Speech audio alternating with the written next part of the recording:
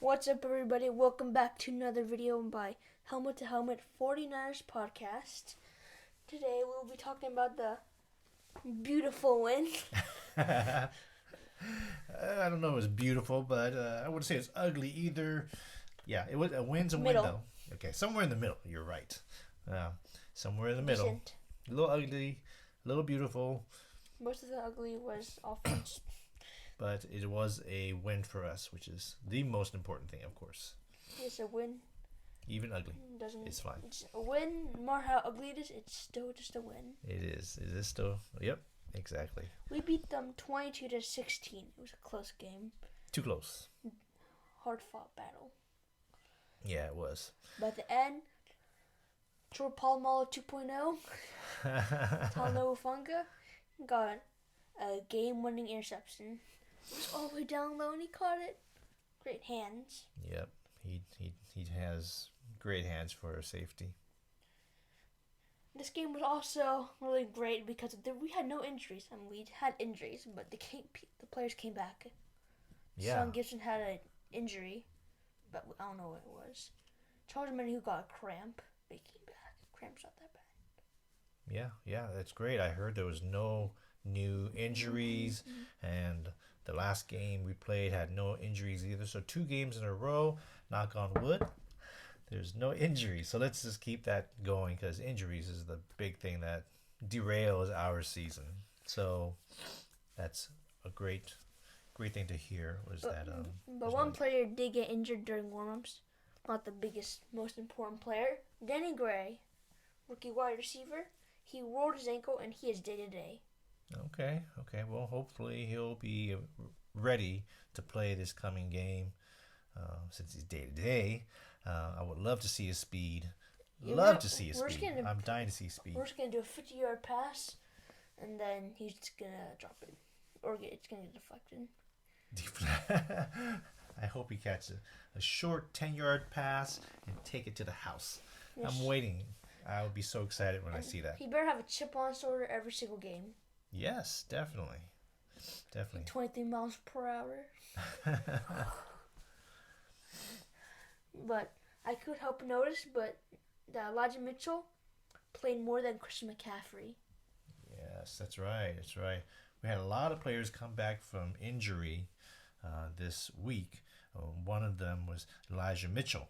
And I thought last week, the pregame podcast that we recorded was that CMC would play a lot more. That Shanahan historically likes to run his starter running back basically to the ground. And I was thinking CMC would get most of the carries and Elijah Mitchell would slowly be phased in, with maybe several carries in the game. But like you said, he really played Surprised well. everyone, Yeah, so. surprised well. He looked great. He looked like the Mitchell of last year because he was starter quality. He looked great, and he looks great again. So I'm so happy for him. 89 yards. He's like Wow, over 4.5 yards per carry. that's great. He's a great running back. A 6th-rounder, great running back. On the other hand, a little disappointing of Christian McCaffrey. he didn't have a great game.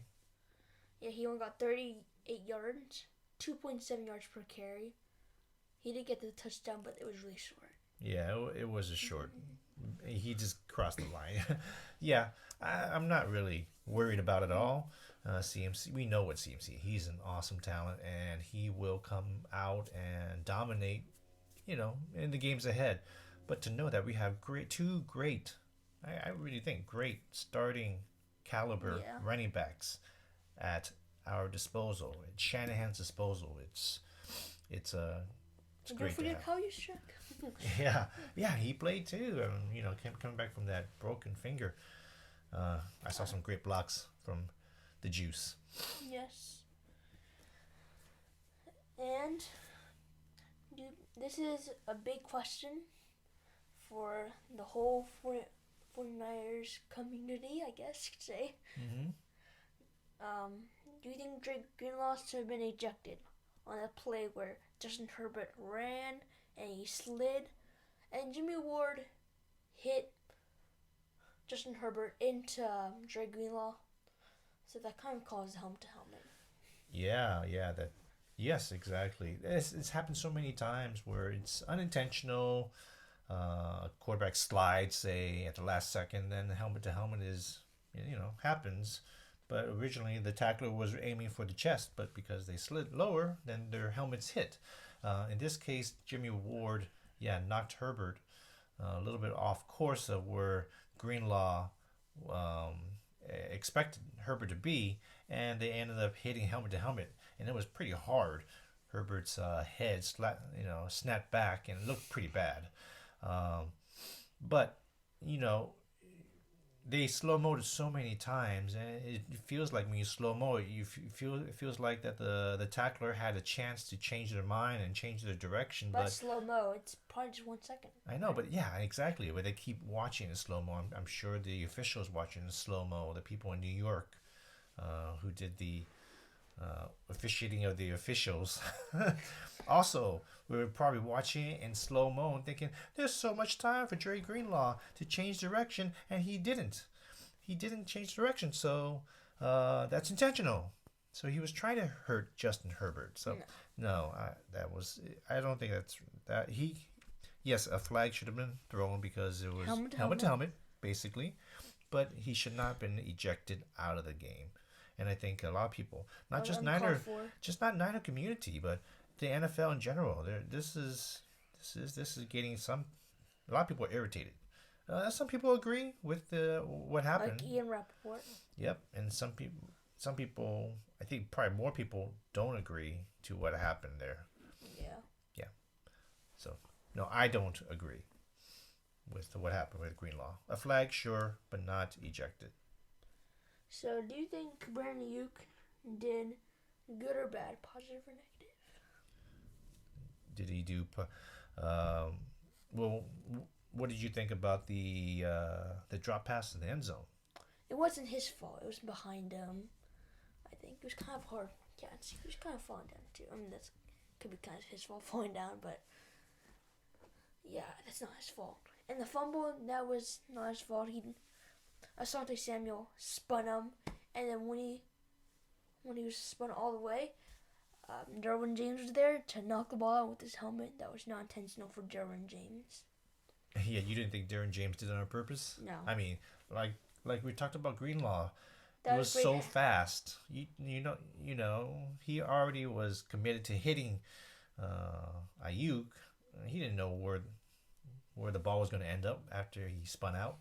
So yeah, I don't think that was. I think it was just, and you think too, probably it was just luck. But it happens. And so yeah, Ayuk was spun. He didn't know where he was, and Derwin James put the helmet right on the ball. It was perfect. That was a great defensive play, and I don't chalk that against Ayuk. So between you and I guess we're saying that Ayuk is not to blame totally for those mishaps. But overall, he had a good game, right? Receiving, he was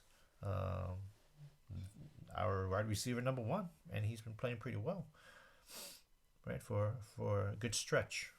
Yeah, he's supposed to be wide receiver number 2, but he's playing like a wide receiver number 1. Speaking of who the people we thought was going to be wide receiver number 1 in this game, in our pregame podcast that we recorded, and we were trying to guess who was going to be a breakout player offensively, you chose Deebo Sam. You also chose him too. And I chose him too, yeah, and we were pretty wrong on that one. That was a disappointment. We were thinking Deebo would come out, right? And we both thought it was going to be Deebo's game. Yeah, I'm still Rushing waiting. and receiving. I hope we see him in his old glory like he did last season. But yeah, so overall, Ayuk, I think, was a positive, yes. Do you think Nick Bosa has a chance to win Defensive Player of the Year? I know a lot of people might say, I was going to say he had a chance, but last year he was snubbed for both Comeback Player of the Year And All-Pro. Oh, yeah, that hurt me last year. That's right. And Carl St. Ian. Yeah, I mean, he deserved it. Comeback player, He didn't get one some vote. recognition. Yeah, something. There's a little bit of hate against Nick Bosa. What did he do? I don't know. I don't know, He but didn't break any rules. that was some big snubs because Bosa is a big name. You got Joey Bosa, you got Nick Bosa. These are highly recruited draft picks and everything, big names, and yet they're snubbed. Something's up with that. I hope he gets in the race and people see, whoever the voters are, how good Nick Bosa is, not just with sacks. Pressures, QB hit, and run defense. Yeah, he's an all-around elite defensive end, With and great technician. yeah, one of the best. So I think he should, even if he doesn't win the sack race, which he's very close. How much does he have? 9.5. 9.5, right? He's right behind Matthew Judon. Who had a crazy? I think he had three. Judon had 3 sacks in one game. Yeah. Yeah. So 11.5 sacks. So Nick Bosa has a possibility to maybe win that, but he gets double teamed a lot. You noticed that. You brought that up when we were watching the game. Chip block. Chip blocks, tight ends, extra. It just makes it so difficult for Nick Bosa to get to the quarterback. But his effort is limitless, it seems like. So I hope he wins Defensive Player of the Year. He should be honored that way. And do you think Talanoa Hufanga should go to the Pro Bowl? Yeah, like I mentioned earlier in the video, he got that game-winning interception. Down though, he has 4 interceptions this season so far. Wow, 4 interceptions. It's a lot for our safeties. Sometimes we only have like 1 interception for the whole season from our safeties. Yeah, he has been great with turnovers. He has a nose for the ball, and he has great hands, as you said before. What we saw was like amazing. He got that interception. I think so. You think he has a good chance of being voted into the Pro Bowl? Great chance. Great chance, yes. Yeah. He only intercepts the ball when it's a primetime game. When the whole country is watching, when there's no other game on the TV and the country's watching, he makes the big plays. So yeah, I hope that puts a highlight on Hufanga to get his Pro Bowl nod. He's been playing great, although he did let that first touchdown go, but he's learning. He's learning. This is his first year starting, so if he just keeps improving, he's going to be an amazing safety for us. Yeah, and getting taught by Troy Polamalu more, no, be even better. Yes. Yeah, he's improved so much. Amazing player. So glad to have him. Throw those tees up, man. Yeah, we had the doubt in the beginning of the season for strong safety. I wanted to draft a strong safety so bad, but luckily we didn't draft one because I guess the 49ers believed in Talanoa Hufanga. They did, and he's getting their just desserts right now for believing in Hufanga, sticking with him. So, yep, he's playing great. Well, that wraps up for today's post-game podcast. I hope you enjoyed. Please like and subscribe. And goodbye.